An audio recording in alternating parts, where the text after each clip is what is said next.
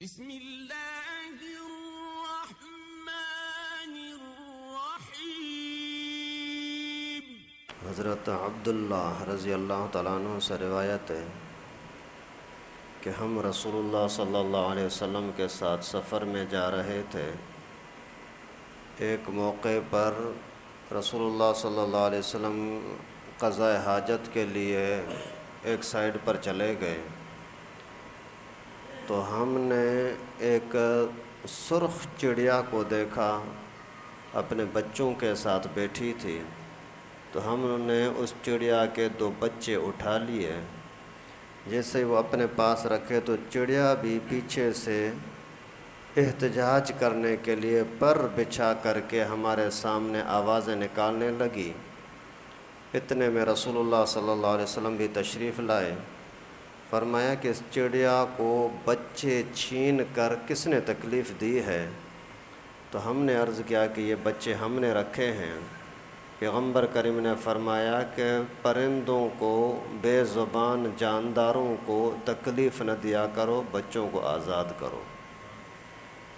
پھر فرمایا کہ ہم تھوڑا اور آگے گئے تو وہاں کسی نے چونٹیوں کے سوراخ میں آگ لگائی، تو اللہ کے نبی صلی اللہ علیہ وسلم کی نظر پڑی تو فرمایا کہ ان کو آگ کس نے لگائی ہے؟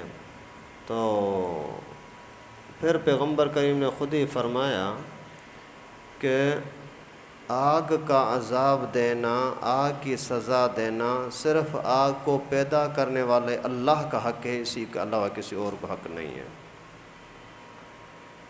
تو اس حدیث مبارکہ میں کافی مسائل سمجھ میں آ رہے ہیں، خاص طور پر یہ کہ پرندوں کو بھی تکلیف دینا جائز نہیں ہے۔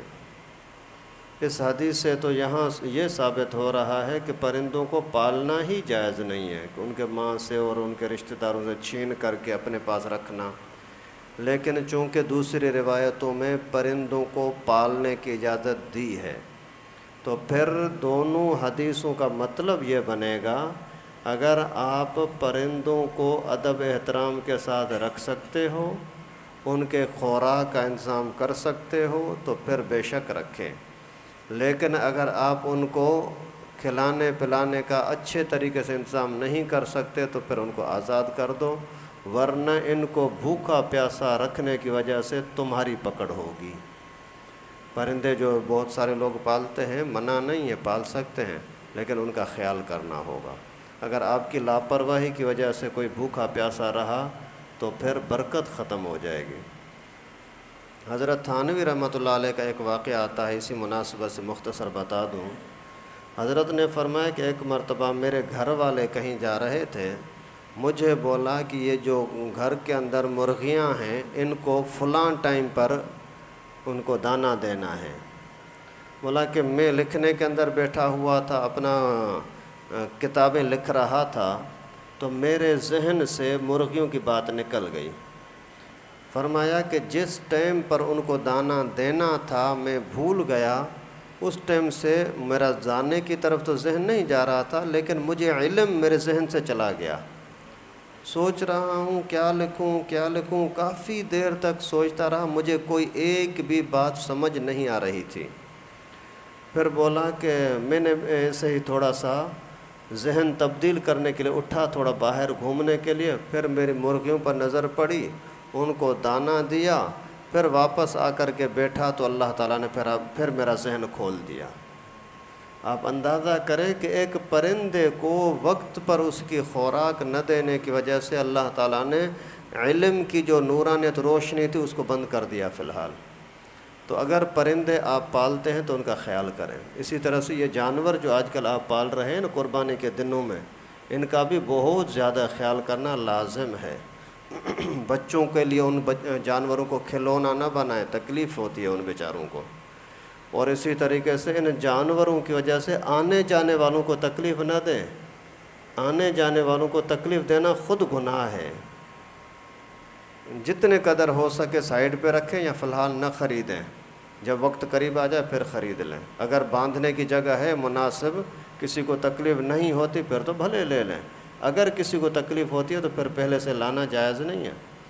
پیغمبر کریم صلی اللہ علیہ وسلم نے ایک مرتبہ رات کے ٹائم پر جنگل کے راستے سے جا رہے تھے، وہاں صحابہ کرام نے راستے پر اپنا بیٹھنے کی سونے کی جگہ بنائی، تو پیغمبر کریم نے منع کیا، فرمایا کہ راستے سے ہٹ جاؤ۔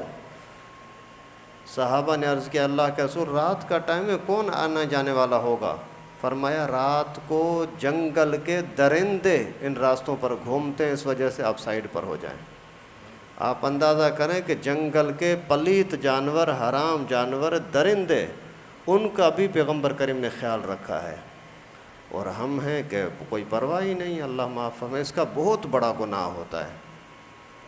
اور پھر آگے دوسری بات جو حدیث مبارکہ میں تھی وہ یہ کہ چونٹیاں ایک سوراخ سے نکل رہی تھی کسی درخت وغیرہ سے، کسی چیز سے، ان کو لوگوں نے آگ لگا دی، وہ جو تنگ کرتی ہوں گی، کاٹتی ہوں گی، تو اس پر پیغمبر کریم نے فرمایا آگ کا عذاب نہ دو۔ یہ نہیں فرمایا کہ ان کو مارو، نہیں، مارنے کی اجازت ہے اگر آپ کو تنگ کرتی ہیں، چوہے ہیں آپ کو تنگ کرتے ہیں مار دو بھلے، کھٹمل وغیرہ ہیں آپ کو تنگ کرتے ہیں بھلے مار دو، یہ لال بیگ ہیں تنگ کرتے ہیں مار دو، کتے ہیں، بلیاں ہیں، اگر آپ کو نقصان دیتے ہیں تو مار دو، اجازت ہے، لیکن آگ کا عذاب نہ دینا، کیونکہ آگ کو پیدا کرنے والا اللہ، اور آگ کا عذاب صرف قیامت کے دن اللہ رب العالمین مجرموں کو دیں گے، باقی کسی مخلوق میں دنیا میں کسی کو یہ اجازت نہیں ہے کہ کسی کو آگ کا عذاب دے دے۔ اللہ تعالیٰ سے دعا ہے کہ اللہ پاک ہم سب کو ہر طرح کے نافرمانی سے، گناہوں سے بچنے کی توفیق نصیب فرمائے۔